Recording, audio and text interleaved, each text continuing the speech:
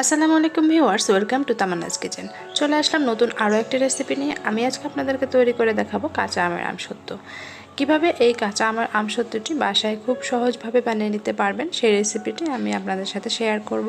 এটি কিন্তু খেতে খুবই মজা আর বাসায় খুবই স্বাস্থ্যসম্মতভাবে এই আমসত্ত্বটি বানিয়ে নিতে পারবেন। তাহলে চলুন ভিউয়ার্স, রেসিপিতে যাওয়া যাক।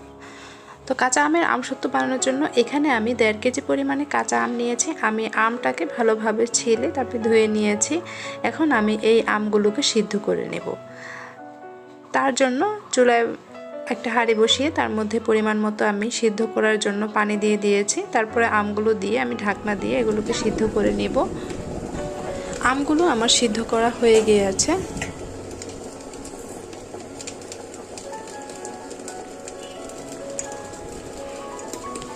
দেখতে পাচ্ছেন আমগুলো খুব সুন্দরভাবে সিদ্ধ হয়ে গিয়েছে। এখন আমি এর পানিটা ছেঁকে নিব। পানি ছেঁকে আমি এরকম একটি স্ট্রেনার নিয়েছি আর এভাবে করে একটা একটা করে আম দিয়ে আমি এই স্ট্রেনারের মধ্যে এভাবে করে চেলে নিচ্ছি। আপনারা চাইলে আমগুলোকে এভাবে আস্ত না সিদ্ধ করে টুকরো টুকরো করে সিদ্ধ করে তারপরে চাইলে আপনারা ব্লেন্ডারে ব্লেন্ড করে নিতে পারেন। আপনারা আপনাদের সুবিধা মতো আমগুলোকে ম্যাশ করে নেবেন। আর অবশ্যই খেয়াল রাখবেন যেন ম্যাশ করতে যেন কোনো দানা দানা ভাব না থাকে। আর আমার রেসিপিগুলো যদি আপনাদের কাছে ভালো লেগে থাকে তাহলে অবশ্যই আমার চ্যানেলের সাথে থাকবেন।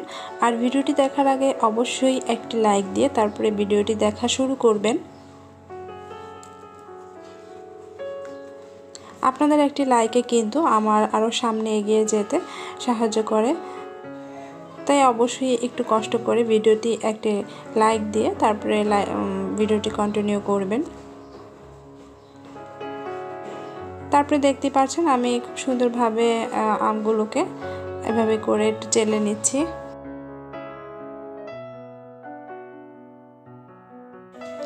আমগুলো খুব সুন্দরভাবে আমি ম্যাশ করে নিয়েছি। তারপরে আমি এগুলোকে চুলায় বসিয়ে দিয়েছি। তারপরে এখানে আমি 2 কাপ পরিমাণে চিনি অ্যাড করছি।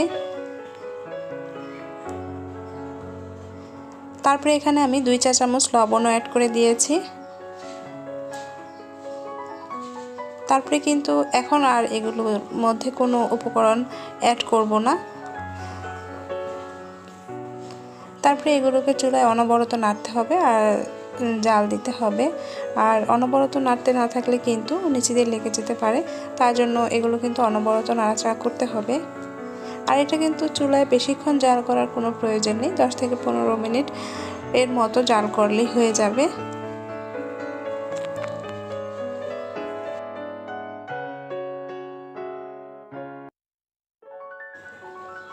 তারপর আমি এখানে ফুড কালার অ্যাড করে দিয়েছি 1/2 চা চামচের মতো।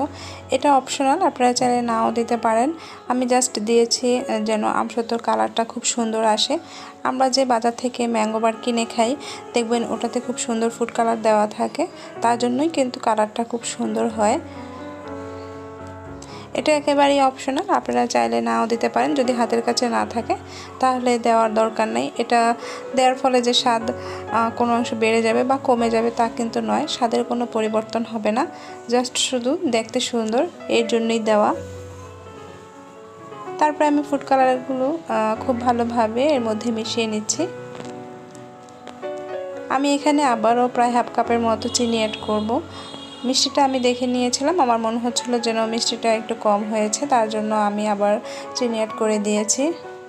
আসলে আমটা একটু বেশি টক ছিল, যার কারণে চিনি একটু বেশিই লেগেছে।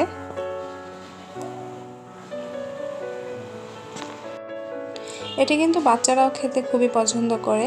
দেখবেন যে বাজারের কেনা যে ম্যাঙ্গো বারগুলো বাচ্চারা খেতে খুবই ভালোবাসে, আর ওগুলো কতটা স্বাস্থ্যসম্মত তা কিন্তু আমাদের জানা নেই। তাই বাসায় স্বাস্থ্যসম্মতভাবে আপনারা বানিয়ে নিতে পারবেন। এ পর্যায়ে এগুলো আমার হয়ে গিয়েছে, আমি এগুলোকে আর জাল করব না। এখন আমি একটা ট্রে নিয়েছি আর উপর থেকে একটু সরিষার তেল এর মধ্যে মেখে নিচ্ছি যাতে করে তোলার সময় সহজে এটা উঠে যায়। তারপরে এই তো আমের কাপটা খুব ভালোভাবে ঢেলে দিচ্ছি। দেওয়ার পর একটা চামচের সাহায্যে একটু করে মেলে দিচ্ছি আর সমান করে দিচ্ছি। আপনারা দেখেই বুঝে নেবেন যে আমি কিভাবে করছি, এটা আসলে বলে বোঝানোর মতো না, দেখেই বুঝে নেবেন। আর এই আমসত্ত্বটা কিন্তু আপনারা চাইলে নর্মাল ফ্রিজে অনেক দিন সংরক্ষণ করতে পারবেন।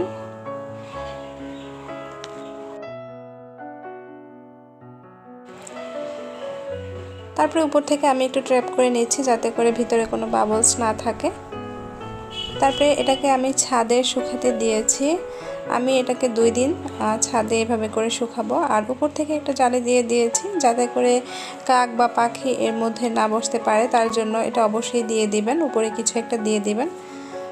তো আমি 2 দিন রোদে শুকানোর পর ফিরে আসলাম। দেখতে পাচ্ছেন আমসত্ত্বটা কত সুন্দরভাবে হয়ে গিয়েছে, একদম পারফেক্টভাবে হয়েছে।